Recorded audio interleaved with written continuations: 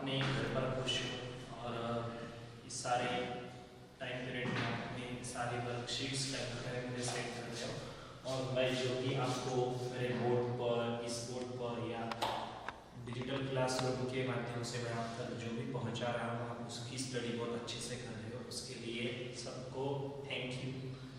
इसी तरह से वीडियोस को एक तरह से देखो, अच्छे से देखो, एक बार ना समझे तो बार बार देखो।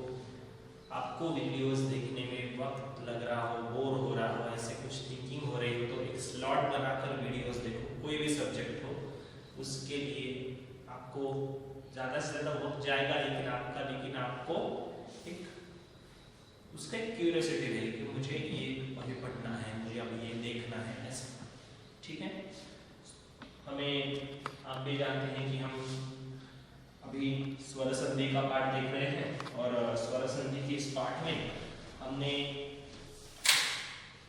जो भी चीज़ें देखी हैं उसके इन द बिगिनिंग मैंने आपको कुछ चीज़ें कल बोली थी और इन्हीं सारी चीज़ों के साथ हमें अभी आगे बढ़ना है।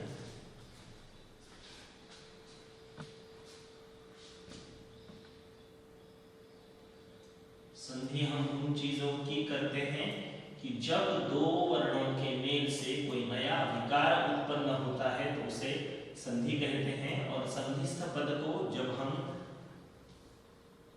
व्याकरण नियमों के अनुसार, उनके वर्णों के अनुसार उनको अलग अलग करते हैं तो उन्हें हम कहते हैं संधि का विच्छेद।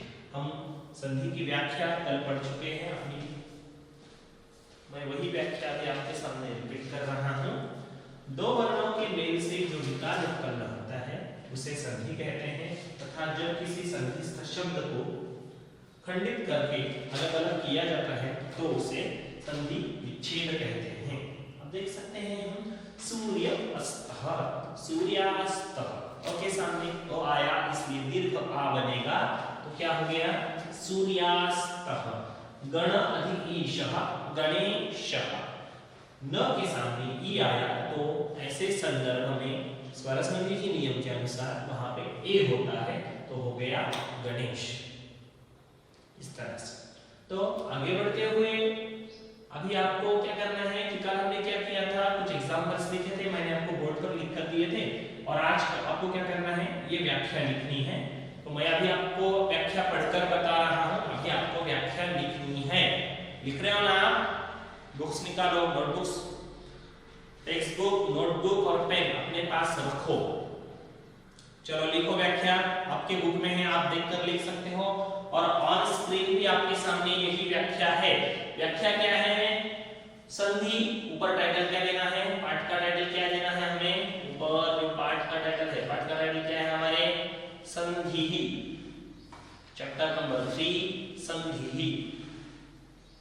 ओके, आपने पहले टाइटल दिया ही होगा तो आज सिर्फ संधि ऐसे एक लाइन में लिखो और आगे अभी मैं जो व्याख्या पढ़कर बता रहा हूं आपको उसी व्याख्या को लिखना है। ओके स्टूडेंट्स, हाँ, दो वर्णों के मेल से जो विकार उत्पन्न होता है, दो वर्णों के मेल से जो विकार उत्पन्न होता है उसे संधि कहते हैं, उसे संधि कहते हैं। दो वर्णों के मेल से जो विकार उत्पन्न होता है उसे संधि कहते हैं। लिखो, वक्त बर्बाद मत करो, पूरा राइटिंग वर्क मुझे आप भेजने वाले हो मेरे नई मेल आईडी पर। ओके, दो वर्णों के मेल से जो विकार उत्पन्न होता है उसे संधि कहते हैं।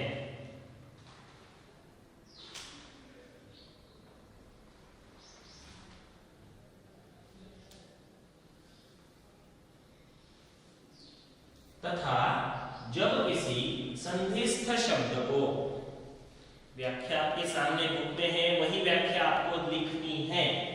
तथा जब किसी संधिस्थ शब्द को खंडित करके अलग अलग किया जाता है, तथा जब किसी संधिस्थ संधिस्थ शब्द को खंडित करके अलग अलग किया जाता है तो उसे संधि विच्छेद कहते हैं। तो उसे संधि विच्छेद कहते हैं। जब किसी संधिस्थ शब्द को खंडित करके अलग अलग किया जाता है तो उसे संधि विच्छेद कहते हैं। इस तरह से आपके सामने उदाहरण है, आप देख सकते हो संधि कैसे होती है। गण अधिक ईशः, यह उदाहरण लिख लो। गण अधिक ईशः गणेशः, उदाहरण लिख लो एक। चलो, गण अधिक ईशः गणेशः। और अभी संधि विच्छेद का उदाहरण मैं लिख कर दे रहा हूं, वो लिख लो।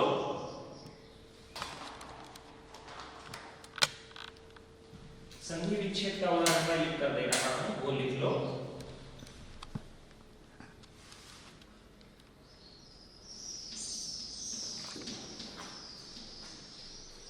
गजानन, गजानन, गज अधिक आनन, गजानन, गज अधिक आनन। ये संधि विच्छेद का उदाहरण है, लिख लो। आपने संधि की व्याख्या लिखी है और उसके बाद आपने संधि विच्छेद की भी व्याख्या लिखी है।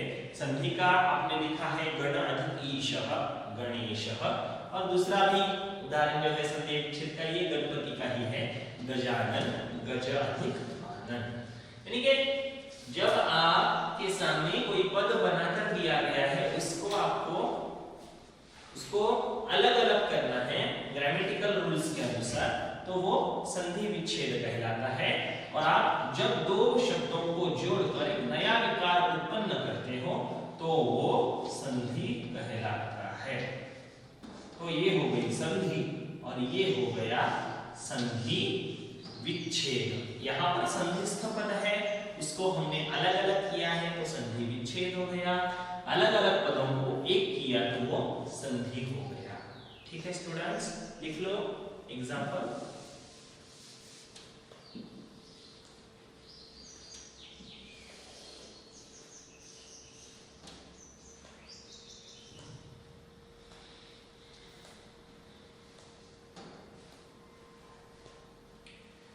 गज अधिक आनन, गजानन।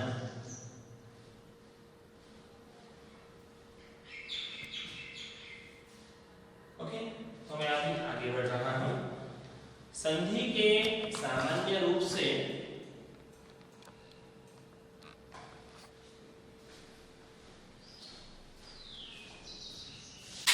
अब किसी भी व्याकरण के पाठ में जब हम देखते हैं स्टूडेंट्स, तब उनके कोई ना कोई टाइप्स हम देखते हैं, उसके कुछ ना कुछ अलग अलग तरह के उसके फीचर्स होते हैं, उन्हें हम देखते हैं और उसी के अनुसार हम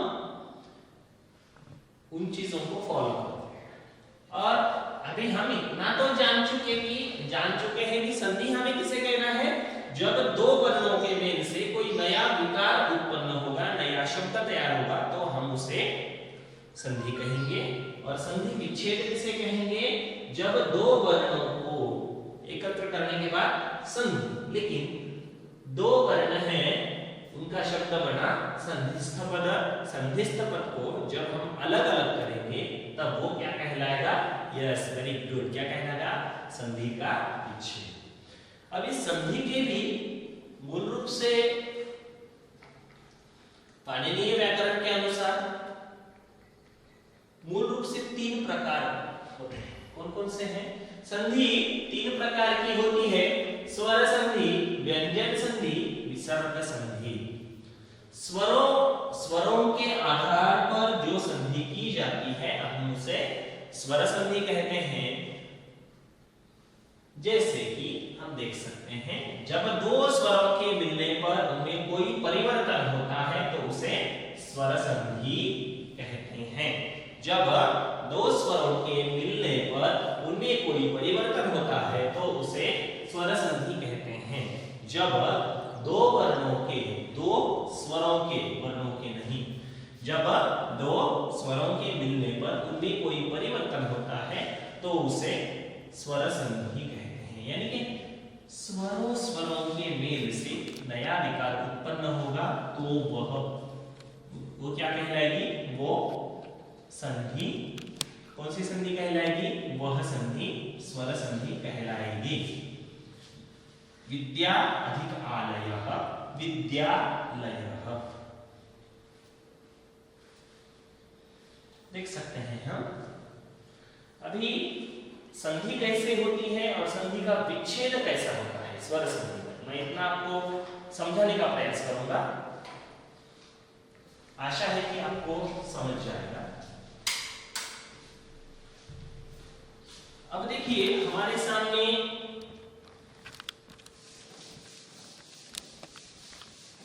आपकी बुक का ही उदाहरण ले लेते हैं। विद्या अधिक आलयः, यह उदाहरण है, समझो।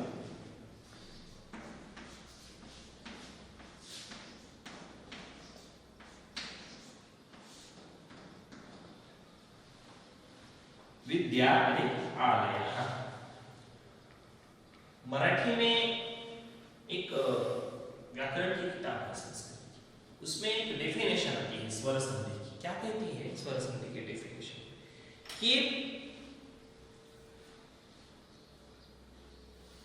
पिछले शब्द के अंतिम वर्ण का स्वर और अगले शब्द के प्रथम वर्ण का स्वर, इनका व्याकरण आधारित संयोग यानी संधि, इनका व्याकरण आधारित मेल यानी संधि। मराठी में वह व्याख्या ऐसी है: आधीच्या पदातील अंत्यवर्णातील स्वर आणि पुढील पदातील आद्यवर्णातील स्वर यांचा व्याकरण दृष्ट्या होणारा मेल, त्यातून नवीन तयार होणारा शब्द म्हणजे ते पद कोणता असेल? ते पद स्वर संधीचा असेल। इट मीन्स पिछले शब्द के अंतिम वर्ण का स्वर, ये पिछला शब्द है, ये अगला शब्द है, यानी पहले है ये बाद में। इसके अंतिम वर्ण में स्वर कौन सा है? विद्या। विद्या में स्वर कौन सा है? करेक्ट, वेरी गुड, आ स्वर है। और अगले शब्द के पहले वर्ण में जो स्वर है वह कौन सा स्वर है? हाँ, यहां पर भी आ ही है। तो स्वर संधि के नियम के अनुसार यदि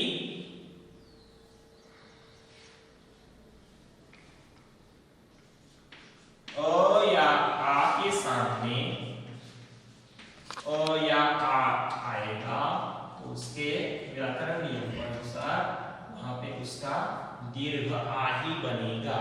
आप भी देख सकते हो, विद्या में आ है, ज्ञा में आ है, अंतिम वर्ण है, इसके बाद ये शब्द खत्म हो रहा है, आ हो रहा है, नो डाउट। इतना तो समझ गए होंगे आप, समझ गए, समझे हो ना? हाँ, विद्या आ, आलय, ये पहला वर्ण है, ये अंतिम वर्ण है। पहले वर्ण में जो स्वर है वह आ है, अंतिम वर्ण में जो स्वर है वह आ है। आ के सामने आ आएगा तो नियम क्या है? आ के सामने आ आएगा तो उसका दीर्घ आ ही करना है। तो क्या आएगा यहाँ पर? आ आएगा। विद्या अधिक आलय, तो क्या होगा? विद्यालय।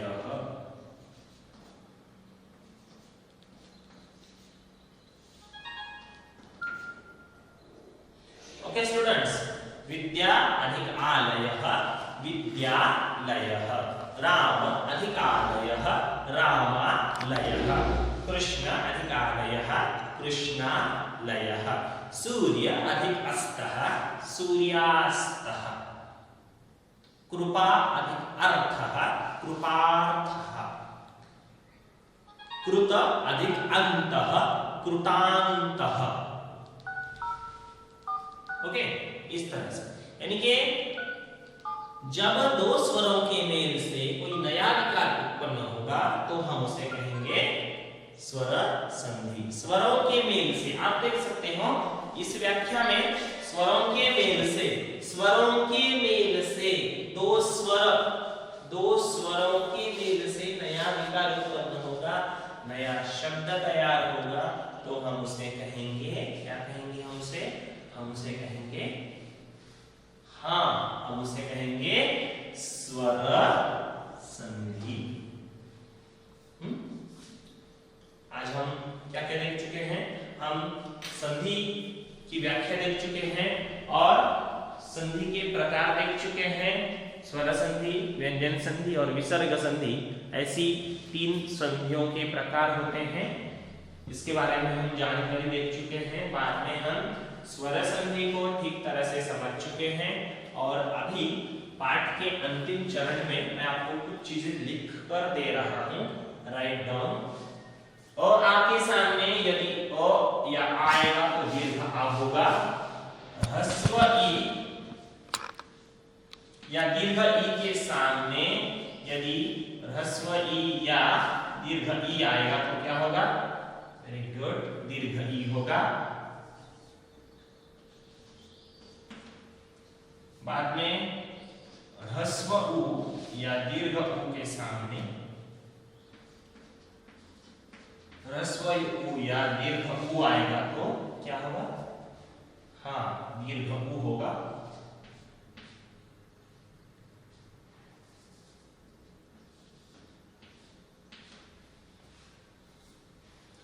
और ह्रस्व ए या दीर्घ ए आई, ह्रस्व ए या दीर्घ आई के सामने ह्रस्व ए या दीर्घ आई आएगा तो क्या होगा?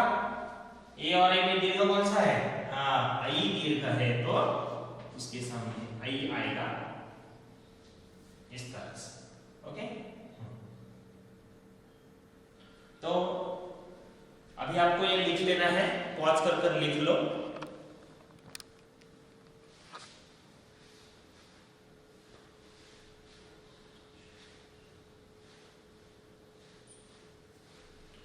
पॉज कर कर लिख लो। जाते जाते इतना ही कहूंगा, अपना work time to time submit करो। Like, comment and subscribe my channel. धन्यवाद। पुनर्मिलामः। जय हिंद।